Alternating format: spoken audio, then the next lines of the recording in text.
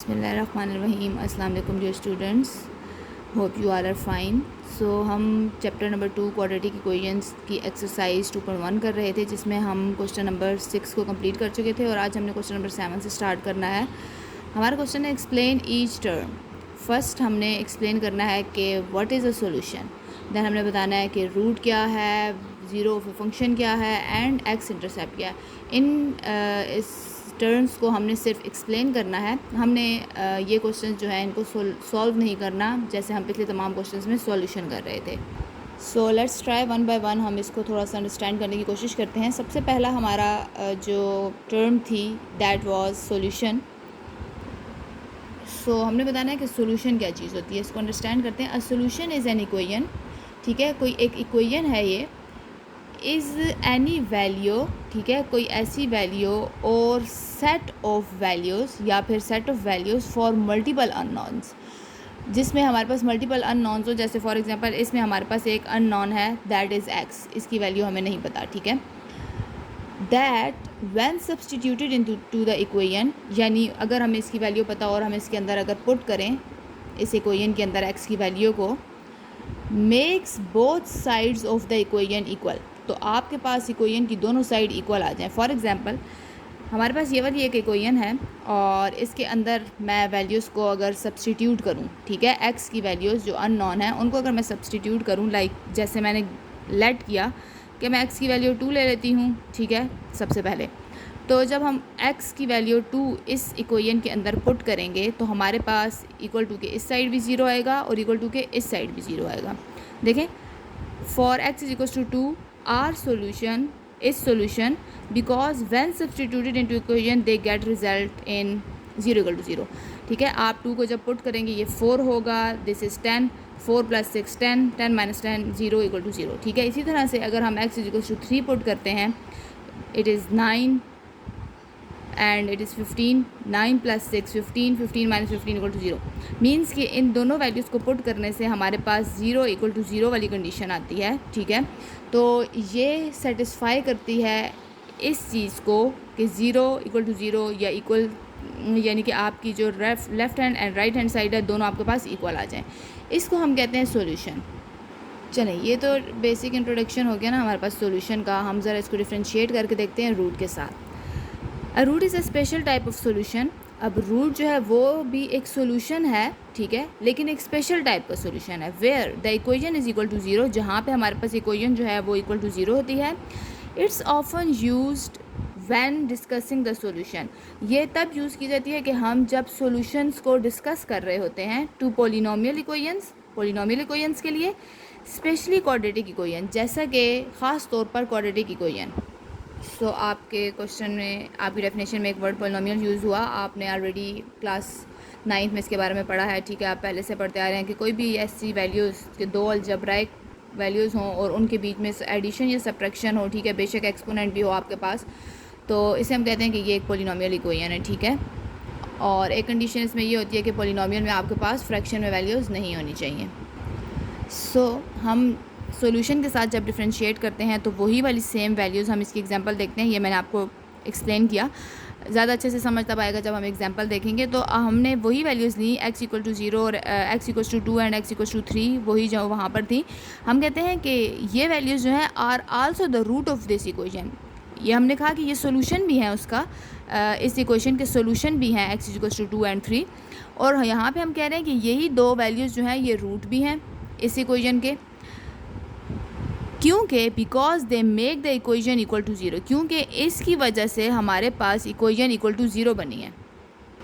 सो इसको थोड़ा सा डिफ्रेंशिएट करते हैं कुछ इस तरह से कि अगर मैं ये कहूँ कि मैं x की वैल्यू को लेट कर लेती हूँ 1, ठीक है, तो जब हम 1 को इसके अंदर पुट करते हैं तो हमारे पास यहाँ पर 1 आता है, ठीक है, यहाँ पर 5 है एंड यहाँ पर 6 है, तो 7 - 5 which is equals to 2। It means कि ये जो मैंने x इक्वल्स टू 1 लिया, ये सॉल्यूशन तो है, ठीक है, इस इक्वेशन का, लेकिन ये जो 1 है क्योंकि वो इक्वल टू इक्वेशन को 0 नहीं बनाता, इसलिए ये जो x इक्वल्स टू 1 है ये रूट नहीं है इस इक्वेशन का। सो आई होप कि ये छोटी सी एग्जांपल से आपको एटलीस्ट सॉल्यूशन और रूट का डिफरेंशिएशन जो है वो तो समझ आ गया है, ठीक है। अब हम अगली दो जो टर्म्स हैं उनको एक्सप्लेन करते हैं। So zero of a function, छोटी सी डेफिनेशन है, the value which makes your function, यानी कि आपका फंक्शन जो कि एफ ऑफ एक्स कहलाएगा, उसको इक्वल टू ज़ीरो बना दे, ठीक है। फॉर एग्ज़ाम्पल हमारे पास अगर आप देखें तो ये आपके पास इक्वेशन है एफ ऑफ एक्स, ठीक है, और एक्स स्क्वायर माइनस 5 स्क्वायर। अब इसके बीच में एक्स की क्या वैल्यू होनी चाहिए कि जो हमारे फंक्शन को ज़ीरो बना दे। तो अगर इस एक्स स्क्वायर के अंदर, ठीक है, हम 5 पुट करेंगे तो हमारा यहाँ से आंसर आता है 25, माइनस ये भी 25 है, ये हमारे पास बना देता है ज़ीरो। यानी यहाँ पे अगर एफ ऑफ एक्स की जगह मैं ज़ीरो पुट करूँ तो यहाँ पर मेरे पास ज़ीरो बनाता है, यानी हमारे फंक्शन को वो ज़ीरो करता है अगर, तो हम कहते हैं कि वो ज़ीरो ऑफ द फंक्शन है। फिर अभी मैंने 5 पुट किया तो मेरा आंसर ज़ीरो बना है। अगेन अगर -5 पुट करते हैं यहाँ पर तो यहाँ पर 25 बनेगा, क्योंकि माइनस जो है वो प्लस हो जाता है स्क्वायर में आके। -25 मीन्स 25 माइनस 25 अगेन ज़ीरो। तो ऐसी वैल्यूज़, एनी वैल्यू या that value which make your function equal to zero, ठीक है। एफ ऑफ एक्स जो है वो फंक्शन को शो कर रहा है, वो इक्वल टू ज़ीरो बना दे तो उसे हम कहते हैं कि वो वैल्यूज़ जो हैं वो आपकी ज़ीरो फंक्शन है। For example this 5 and -5 is the zero of this function.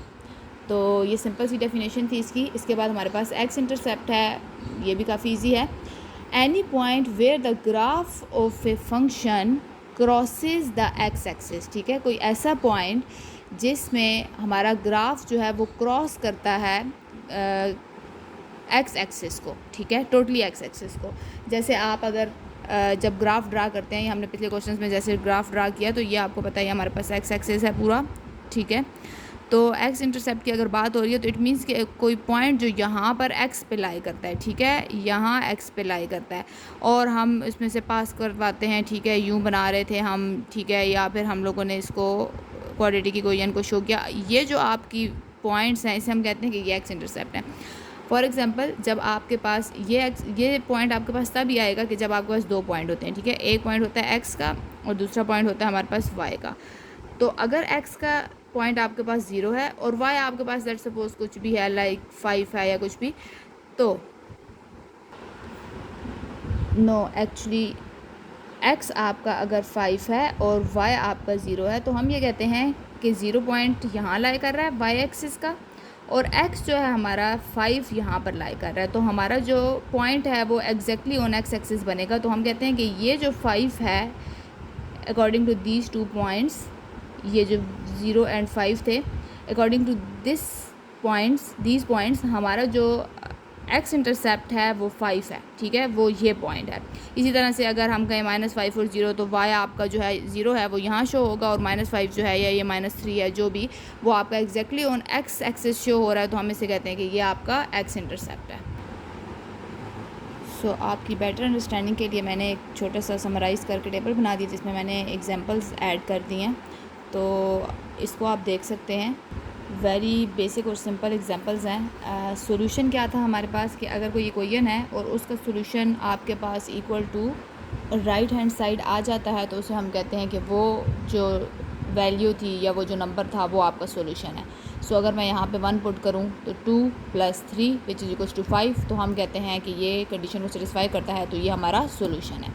इसी तरह से रूट में हमारे पास क्या था कि अगर हमारे पास वैल्यू इक्वल टू 0 आ जाए, ठीक है, तो हम कहते हैं कि वो हमारे पास रूट्स हैं। तो अगर मेरे पास एफ ऑफ एक्स का आंसर इक्वल टू 0 आ जाएगा, लाइक हमारे पास x² है -4 है, तो अगर आप x² की जगह पे x की जगह पे अगर 2 भी पुट करें या -2 भी पुट करें तो दोनों केसेस में आपके पास यहाँ पे 4 बनता है। 4 - 4 = 0, ये इस कंडीशन को सेटिस्फाई करता है। तो हम कहेंगे कि इस इक्वेशन के जो रूट्स हैं वो ये दो हैं, ठीक है। नेक्स्ट आपके पास था ज़ीरो ऑफ फंक्शन। सो हमारे पास इसकी डेफिनेशन कुछ ये थी कि एफ ऑफ एक्स में जो इक्वेशन है, जैसे यहाँ पर x - 3 है, तो हमारे पास जो वैल्यू 0 बना दे हमारी इक्वेशन को, इस इक्वेशन को, ठीक है, अगेन वही बात कि एफ ऑफ एक्स को 0 बनाती है जो वैल्यू, उसे हम कहते हैं कि वो वैल्यू हमारा ज़ीरो फंक्शन है, यानी कि 3 इस क्वेश्चन में या इस इक्वेशन में हमारे पास ज़ीरो ऑफ द फंक्शन है। नेक्स्ट हमारे पास एक्स इंटरसेप्ट था, जिसमें मैंने आपसे कहा कि अगर हमारा जो ग्राफ है वो एक्स एक्सिस पे, यानी कि पॉइंट हमारा डायरेक्टली ऑन एक्स एक्सिस होगा अगर, तो हम कहेंगे कि वो हमारा एक्स इंटरसेप्ट है। जैसे अब इस इक्वेशन के लिए ये वैल्यू, ठीक है, ये एक्स है और ये वाई है, तो वाई जब ज़ीरो है, अब मैं +2 को अगर शो करूँगी, ये +1 है, ये 2 है, तो it means exactly point lies on the x axis. इसी तरह से अगर -2 है तो वाई जो है वो ऑलरेडी ज़ीरो है, तो हमारा -2 exactly lies on x axis. तो हम कहते हैं कि ये पॉइंट्स जो हैं ये हमारे एक्स इंटरसेप्ट्स हैं। तो ये आपकी बेटर अंडरस्टैंडिंग के लिए एक कंपैरिजन टेबल बना दिया है, तो आप अगर वो देख सकते हैं।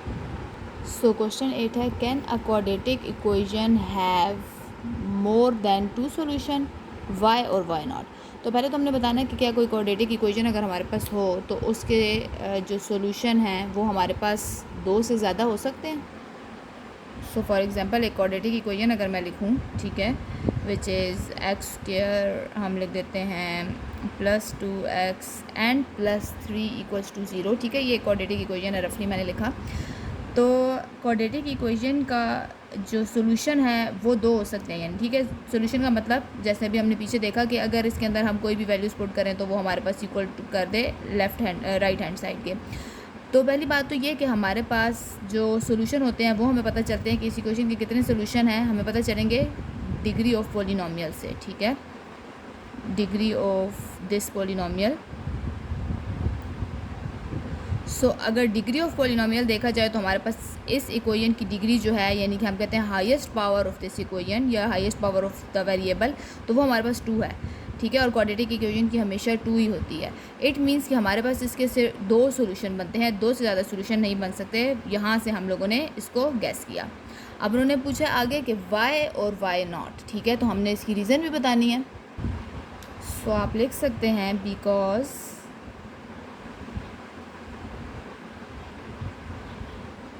solution of quadratic equation is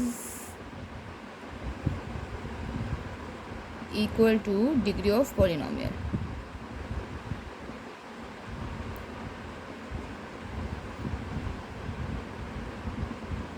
ठीक है, और which is 2, जो कि हमारे पास 2 है in case of quadratic equation. तो आप इसको अपनी वर्डिंग में अरेंज कर सकते हैं, आपका कॉन्सेप्ट क्लियर होना चाहिए। सो इसके बाद हमारे पास क्वेश्चन नंबर 8 है, जिसमें लिखा है कि plans for rectangular ice skating rink that is 30 metre by 60 metre have to be revised to double the area of playground by adding strips of the same width to the side and end of the area to form a rectangle।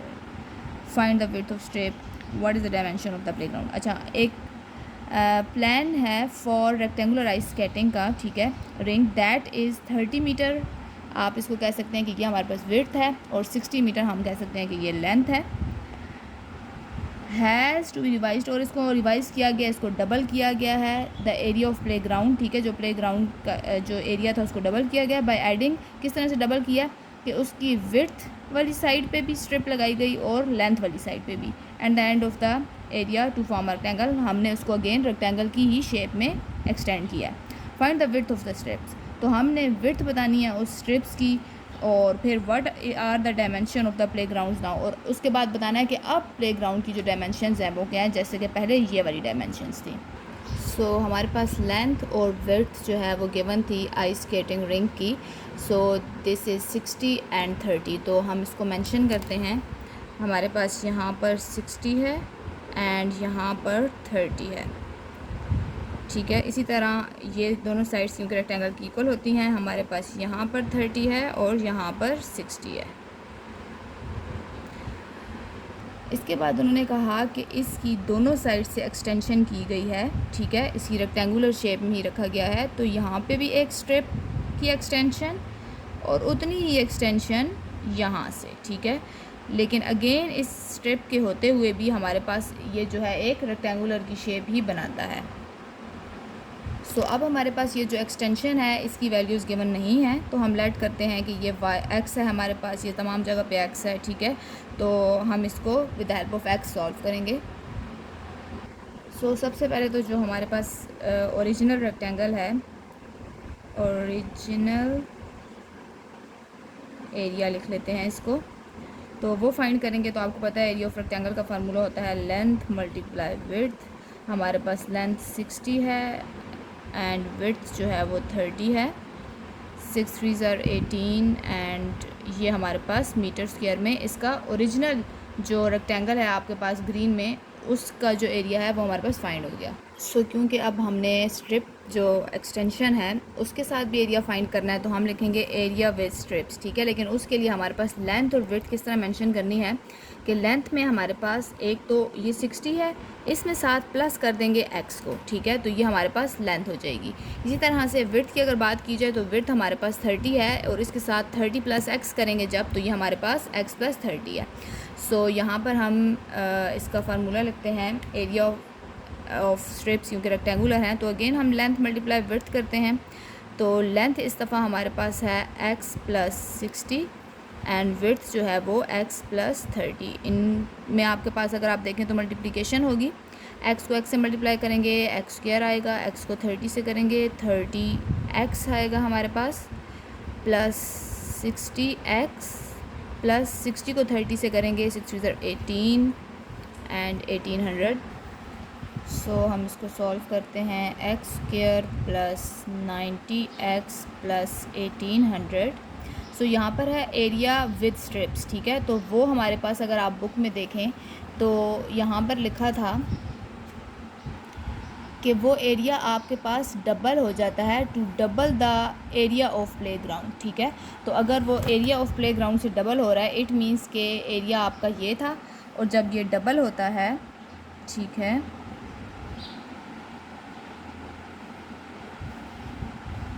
Double of playground, तो हम लिखेंगे 2 × 1800 विच is equals to 3600। सो इस 3600 को हमने यहाँ पे put करना है, क्योंकि स्ट्रिप्स के साथ इसको ऐड कर लेंगे जब, तो वो हमारे पास 3600 बनता है विद दी स्ट्रिप्स। तो अब हम इसको सॉर्ट करते हैं, x² + 90x + 1800 एंड माइनस 3600, और यहाँ प्लस था, मैं इक्वल टू की साइड लाई हूँ, 3600 प्लस माइनस के साथ हो गया, और यहाँ पर हमारे पास रिमेनिंग 0 है। तो x² + 90x ये आपके पास माइनस होगा, तो ये माइनस 1800 और इक्वल टू 0। सो ये जो हमारे पास वैल्यू आई है, क्योंकि इसकी ये क्वाड्रेटिक इक्वेशन है और हमारे पास इसकी फैक्टराइजेशन नहीं हो सकती, तो हम इसमें से वैल्यूज़ को फेच करते हैं। a की वैल्यू 1 है, b की वैल्यू हमारे पास 90 है एंड c की वैल्यू 1800 है, और इसको हम पुट करेंगे क्वाड्रेटिक इक्वेशन में। Put in quadratic formula.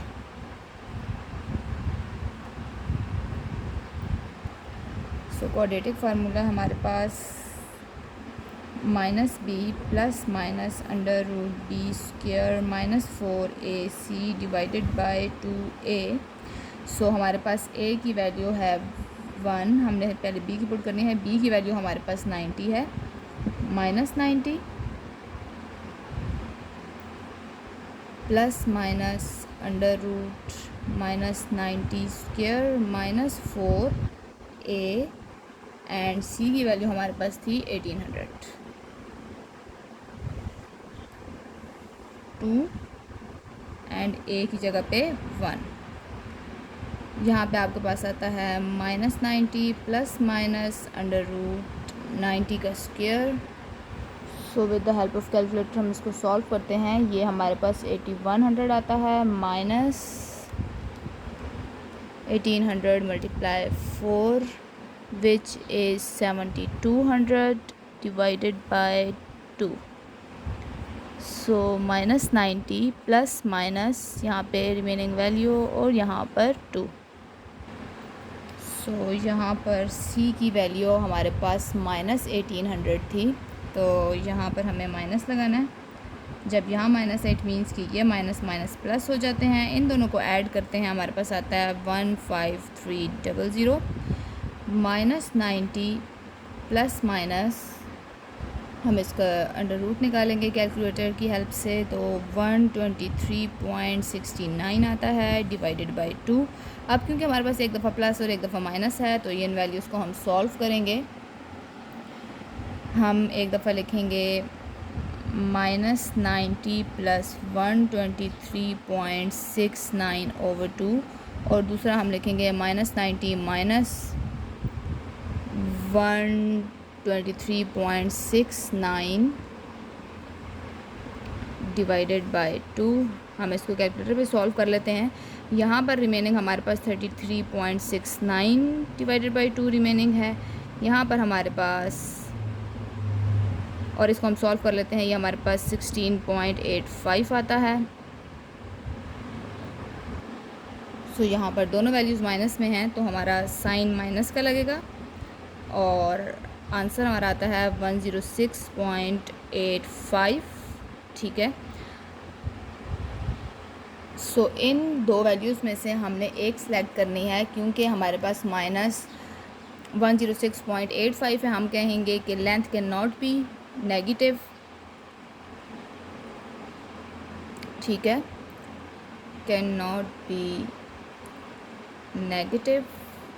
जब ये नेगेटिव नहीं है तो इट मीन्स कि हमने ये सिलेक्ट करना है। अब हम फाइंड करेंगे कि न्यू डायमेंशंस क्या हैं। ठीक है, तो हम इस वाले जो हमारे पास लेंथ एंड विड्थ थी हम इसके अंदर पुट करते हैं।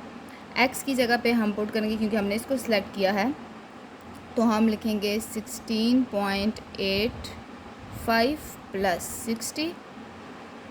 ठीक है, इससे हमारे पास न्यू लेंथ आएगी। और इसी तरह से विड्थ के लिए हम 16.85 प्लस 30, हम इनकी एडिशन करते हैं। यहाँ पर लेंथ में हमारे पास आंसर आ जाएगा 76.85 एंड विड्थ हमारे पास आ जाएगी 46.85। So with the help of this हमारे पास ये इसकी न्यू लेंथ है और ये वाली न्यू विड्थ है विद द स्ट्रिप्स। ठीक है, अगर हमारे पास ये रेक्टेंगल था तो उसकी जो ओरिजिनल वैल्यू आई थी वो आपके पास पीछे सॉल्व की थी आई थी, और ये हमारे पास विद द स्ट्रिप्स जो हैं उसकी लेंथ ये है और विड्थ ये वाली है। नेक्स्ट हमारा क्वेश्चन 10 है, if a car has an initial speed of 20 metre per second. तो हम इसको लिखते हैं, एक कार है हमारे पास, उसकी इनिशियल जो स्पीड है यानी कि हम वेलोसिटी कहते हैं वो है 20 मीटर पर सेकेंड। देन वहाँ पर लिखा है एंड द कांस्टेंट एक्सेलरेशन, तो हमारे पास उसकी कांस्टेंट एक्सेलरेशन जो है वो है 20 metre per second square. Then उन्होंने कहा है determine the amount of time it takes to travel 145 metre. It means कि हमने टाइम को फाइंड करना है। नेक्स्ट उन्होंने कहा कि जो हमारे पास ट्रैवल स्पीड आ रही है वो है 145 मीटर। ठीक है, ये हमारे पास डिस्टेंस हो जाएगा।